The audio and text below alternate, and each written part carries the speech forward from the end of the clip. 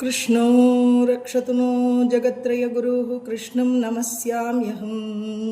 कृष्णेन अमरशत्रवो विनिहिताः कृष्णाय तुभ्यं नमः।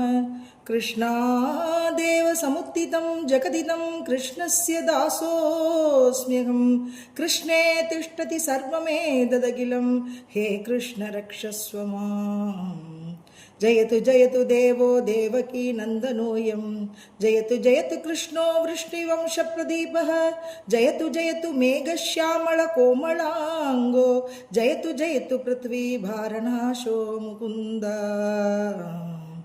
मुकुन्दा मूर्धना प्रणिपत्य याचे भवन्तम् एकान्तमियन्तमर्थम्। अविस्मृतिस्त्वश्चरणारविन्दे भवे भवे मेयस्तु भवत्प्रसादात्। हे गोपालक हे कृपा जलनिधे हे सिंधु कन्यापते हे कंसांतक हे गजेन्द्र करुणापारीन हे माधव हे रामानुज हे जगत्त्रय गुरु हे पुंडरीकाक्ष मां हे गोपी जननाथ पालय परं जानामि न त्वं विना। हे नाथ नारायण वासुदेव श्रीकृष्ण भक्त प्रिय चक्रपाणि श्री पद्मनाभाच्युत कैडपारे श्रीराम पद्माक्ष हरे मुरारे। ஸ்ரீமத் பாகவதத்தில் 6வது ஸ்கந்தம் 8வது அத்தியாயம். அரசன் பரீட்சித் ஸ்ரீ நாராயண கவசத்தை உபதேசித்தல்.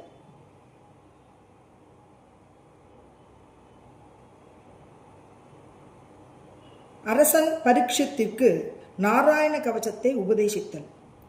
அரசன் பரீட்சித்து கேட்கிறான், பெரியோரே, தேவர்கோன் இந்திரன் எந்த ஒரு மந்திரத்தால் காப்பாற்றப்பட்டு 4 வகை படைகள் கொண்ட பகைவர்களது சேனைகளை விளையாட்டாகவே வெற்றி கொண்டு மூவுலக அரசு செல்வத்தை அனுபவித்தானோ அந்த நாராயண கவசத்தை தாங்கள் எனக்கு கூற வேண்டும். மேலும் அந்த மந்திரத்தால் காக்கப்பட்ட அவன் தன்னை எதிர்த்த பகைவர்களை எவ்வாறு வெற்றி கொண்டான் என்பதையும் கூற வேண்டுகின்றேன்.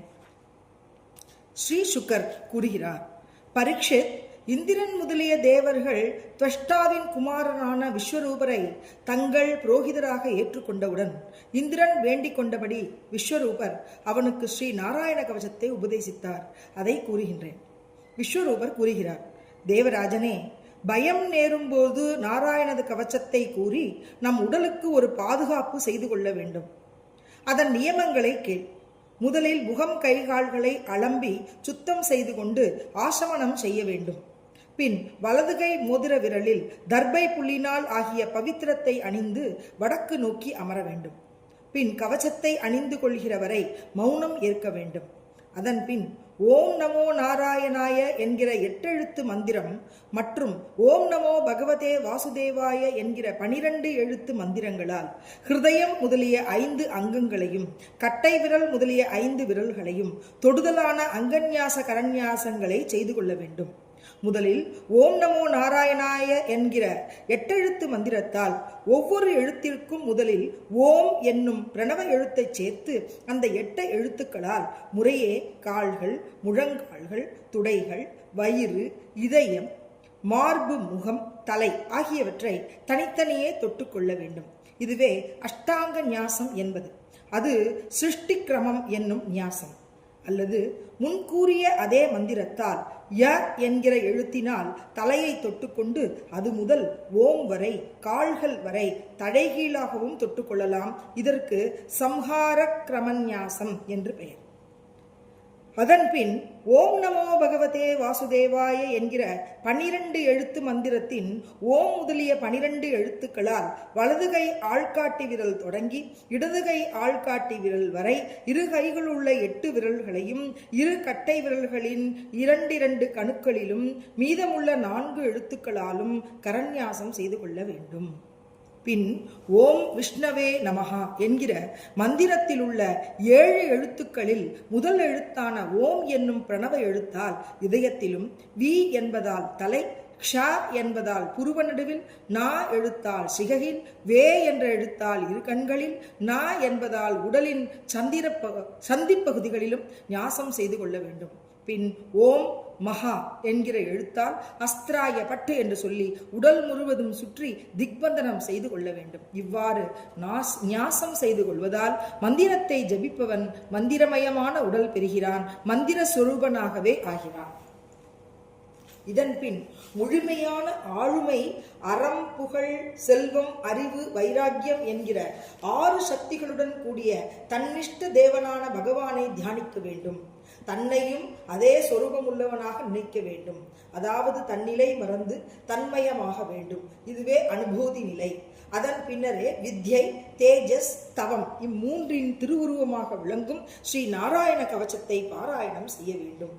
அனிமா முதலிய எண்வகை சித்திகளும் சேவை செய்ய வேத திருமேனியான புல்லரசனான கருடனது முதுகில் தம் தாமரை திருவடிகளை பதித்து நிற்கும் சங்கம், சக்கரம், கேடயம், கத்தி, கதை, பானம், வில், பாசம் ஆகியவற்றை தன் 8 கரங்களாலும் ஏந்தியுள்ள ஓம் என்னும் பிரணவ திருமேனியரான ஸ்ரீமன் நாராயணன் நாற்புறங்களிலும் அனைத்துலகங்களிலும் என்னை காத்து அருளட்டும்.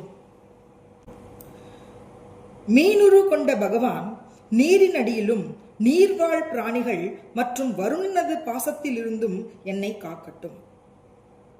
மாயையினால் பிரம்மச்சாரியாக வந்து வாமனமூர்த்தி விஸ்வரூபம் எடுத்து உலகளந்த நிலத்திலும் திருவிக்கிரமனான பகவான் ஆகாயத்திலும் என்னை காக்கட்டும்.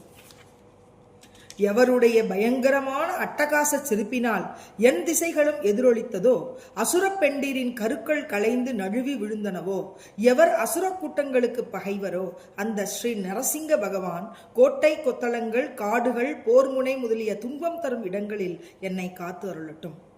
தன் தித்திப்பற்களால் கடலில் மூழ்கியிருந்த பூமி பிராட்டியை வெளியே தூக்கி வந்து வேள்வி திருமேனியரான ஸ்ரீ யஜ்ஞவராகமூர்த்தி தனி வழிப்பாதையில் என்னை காக்கட்டும். மலை சிகரங்களில் பரசுராமனும் பிரயாண காலத்தில் லக்குவனோடு கூடிய பரதனது தமையன் ஸ்ரீராமனும் நம்மை காக்கட்டும். மாரணம், மோகனம், ஸ்தம்பனம், உச்சாடனம் முதலிய பயங்கரமான அனைத்து அபிசாரங்கள் மற்றும் ஏமாற்றங்களிலிருந்து பகவான் ஸ்ரீமன் நாராயணன் என்னை காக்கட்டும். ரிஷிஸ்ரேஷ்டரான நரன், அர்ஜுனன் செருக்கில் இருந்து காக்கட்டும். யோகேஸ்வரரான தத்தாத்திரேயர் யோகத்தின் இடையில் தோன்றும் தொந்தரவுகளில் இருந்து காக்கட்டும். முக்குணங்களையும் தன்வயமாக்கிய கபில வாசுதேவர் கர்மத்தலைகளில் இருந்து காக்கட்டும்.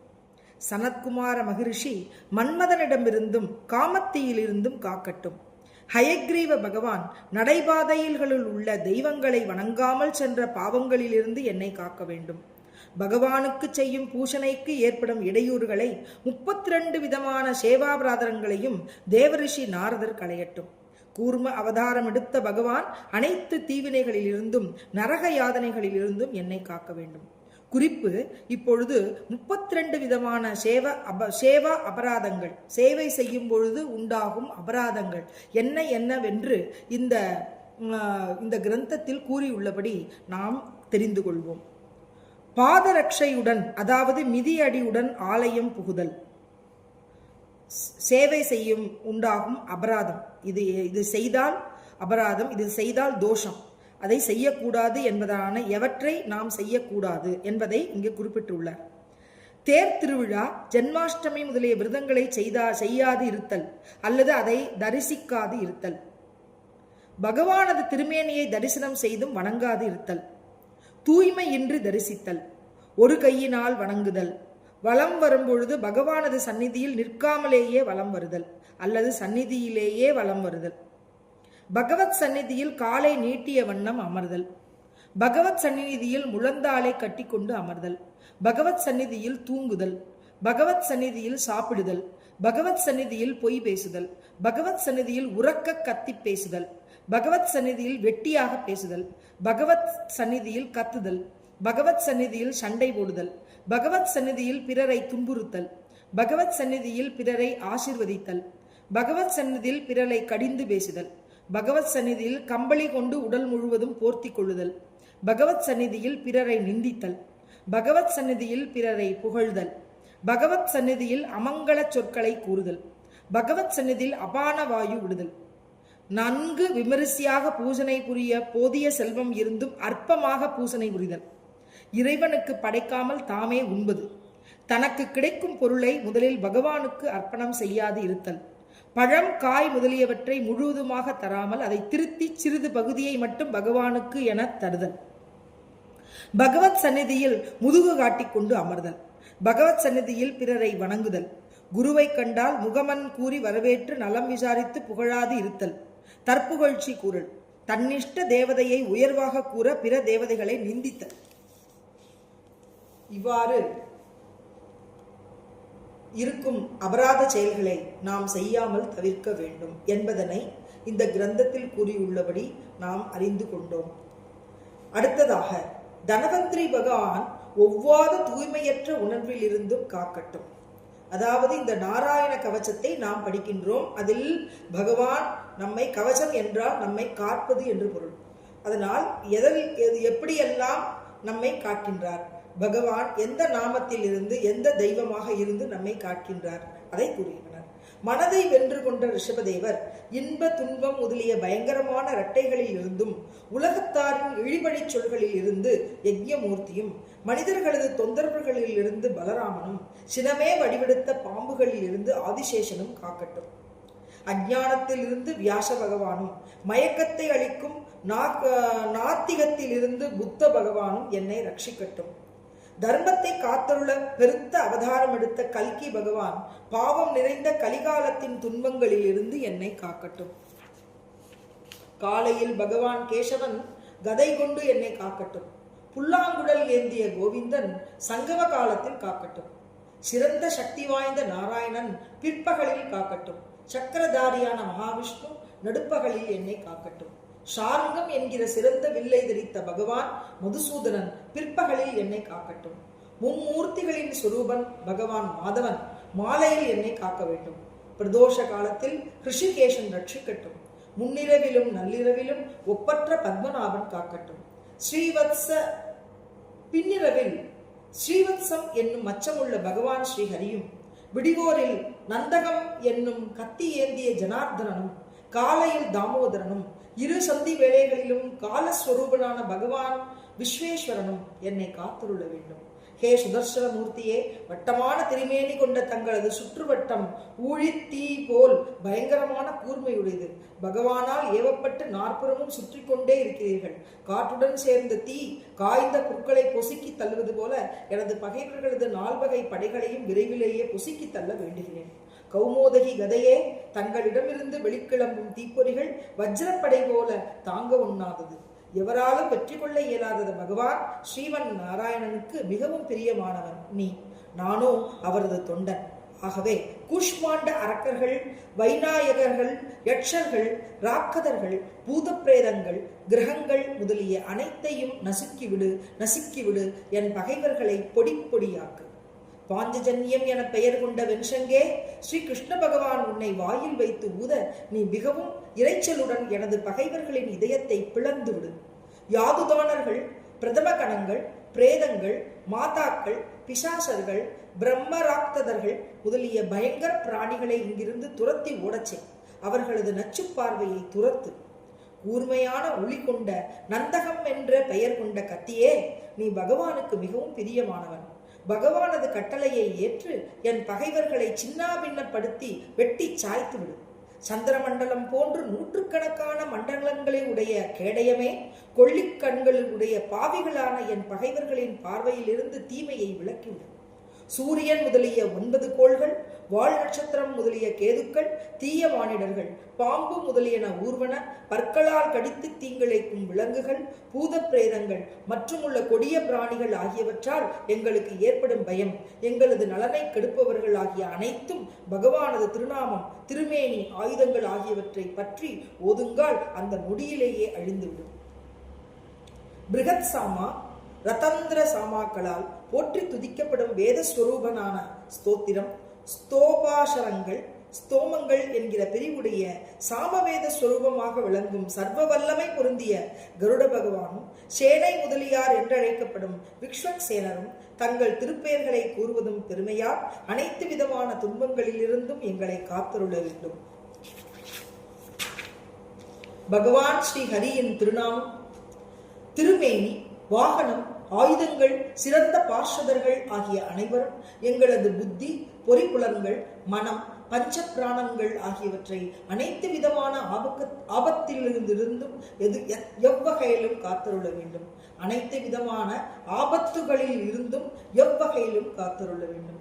உண்மையில் காரிய காரண ரூபமான அனைத்து உலகங்களும் சாட்சாத் பகவானுடைய சகுன வடிவம் என்பது உண்மையாகில் நமது அனைத்து துன்பங்களும் அழிந்து ஒழியட்டும். ஜீவனும் பரமனும் ஒன்றே. ஜீவாத்மா பரமாத்மா இருவரும் ஒரே பரபிரம்மம்தான் என்கிற அனுபூதி நிலை பெற்றவர்களுக்கு பகவானது ஸ்வரூபம் எந்த ஒரு வேறுபாடும் அற்றது. அனைத்துமே பகவத் ஸ்வரூபம் என்கிற நிச்சயம் பெற்றவர்கள். ஆகவே எதிலும் அவர்கள் பகவானை தவிர வேறொன்றையும் காண்பதில்லை. ஆனாலும் பகவான் தன் மாயை என்கிற சக்தியால் திருவாபரணங்கள், திரு ஆயுதங்கள், திருவுருவங்கள், திருப்பெயர்கள் என பற்பல சக்திகளை கைகொள்கிறார். இவ்வாறு பற்பல சக்திகளாக தன்னை காட்டிக்கொள்வது மந்த புத்தி உள்ளவர்களுக்கும் அருள்வதற்காகவே. இது அசைக்க முடியாத உண்மை அல்லவா?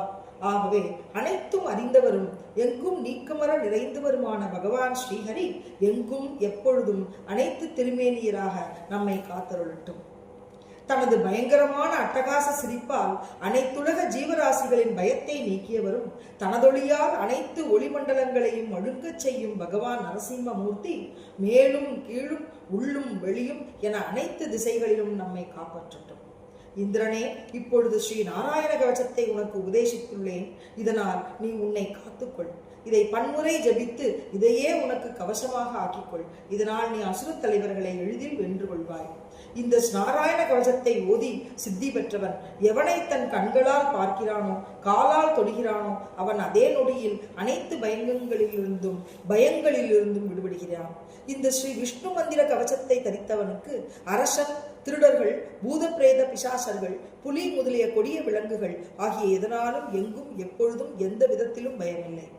முன்பொரு சமயம் கௌசிக கோத்திரத்தில் உதித்த ஒரு அந்தணன் இந்த ஸ்ரீ நாராயண கவசத்தை சித்தி செய்து தன் யோக சக்தியினால் தன்னுடைய உயிரை ஒரு பாலைவனத்தில் நீத்தான். அவன் உயிர் நீத்த இடத்தின் மேலே ஒரு சமயம் ஆகாயத்தில் கந்தர்வ அரசனான சித்ராதனன் தன் மனைவிமார்களுடன் விமானத்தில் சென்று கொண்டிருந்தான். அப்பொழுது அந்தணன் உயிர் பிரிந்த அந்த குறிப்பிட்ட இடம் வந்ததும் அவன் விமானத்துடன் ஆகாயத்தில் இருந்து தலைகீழாக விழுந்தான். இதனால் பெருவியப்படைந்த சித்ராதனை கண்டு அங்கிருந்த வாழகில்யர்கள் என்கிற முனிவர்கள், கந்தர்வ அரசனே, இது ஸ்ரீ நாராயண கவசத்தை ஓதியதன் மகிமை என கூற கேட்டு இறந்து போன அந்த அந்தணனது எலும்புகளை கந்தர்வ அரசன் பொறுக்கி எடுத்து கிழக்கு நோக்கி பாயும் சரஸ்வதி நதியில் போட்டுவிட்டு நீராடி பின் தன்னளவு சென்றான். சுகாச்சாரியார் கூறுகிறார், பரீட்சித், துன்பம் நேர்ந்த பொழுது எவன் இந்த ஸ்ரீவன் நாராயண கவசத்தை கேட்பானோ, இந்த நாராயண கவசத்தை அன்புடன் சித்தி செய்து அணிவானோ, அவனை அனைத்து ஜீவராசிகளும் மரியாதையோடு தடை வணங்கும். அனைத்து பயங்களில் இருந்தும் அவன் விடுதலை பெறுகிறான். 100 அஸ்வமேத யாதங்கள் செய்து இந்திர பதவியை பெற்ற தேவர்கோன் குருவான விஸ்வரூபரிடமிருந்து இந்த ஸ்ரீ வைணவ மந்திரத்தை, ஸ்ரீநாராயண கவசத்தை பெற்று போர் முனையில் அசுரர்களை வென்று மூவுலகச் செல்வமான அரசாட்சியை பெற்று இன்புற்றான். ஸ்ரீமத் பாகவத மகாபுராணம் 6வது ஸ்கந்தத்தில் 8வது அத்தியாயம் முற்றிற்று.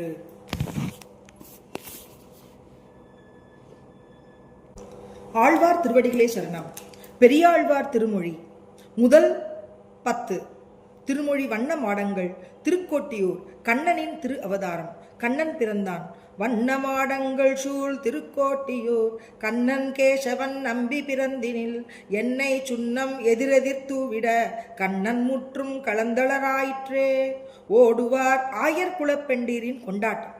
ஓடுவார் விழுவார் உகந்தாளிப்பார் நாடுவார் நம்பினான் எங்குத்தான் என்பார் பாடுவார்களும் பல்வரை கொட்ட நின்று ஆடுவார்களும் ஆயிற்று ஆய்ப்பாடியே. திருவோணத்தான் உலகை ஆளுவான். பேணிச்சீருடை பிள்ளை பிறந்தினில் காணத்தாம் புகுவார் புக்கு போதுவார் ஆனொப்பார் இவன் நேர் இல்லை கான் திருவோணத்தான் உலகாளும் என்பார்களே. அறிவழித்து நின்ற ஆய்ச்சியர்கள் உரியை முற்றத்து உருற்றி நின்றாடுவார். நறுனை பால் தயிர் நன்றாக தூவார். செரிமென் கூந்தல் அவிழத் திளைத்து எங்கும் அறிவழிந்தனர் ஆய்ப்பாடியாயரே. முல்லை பல் சிரிப்பு. கொண்டா கொண்டதாளுரி கோலக் கொடுமழு தண்டினர் பரியோலை செயனத்தார் விண்ட முல்லை அரும்பண்ண பல்லினர் அண்டர் மிண்டி புகுந்து நெய்யாடினர். உலகம் ஏழும் கண்ட யசோதை கையும் காலும் நிமிர்த்தி கடார நீர் பையவாட்டி பசுஞ்சிறு மஞ்சளால் ஐயனா வழிந்தாளுக்கு அங்காந்திட வையமேளும் கண்டாள் பிள்ளை வாயுலே. ஆயர் புத்திரன் அல்லல் அருந்தெய்வம் வாயுள் வையகம் கண்டமடனல்லார் ஆயர் புத்திரன் அல்லல் அருந்தெய்வம் பாய சீருடை பண்புடை பாலகன் மாயன் என்று மகிழ்ந்தனர் மாதரே.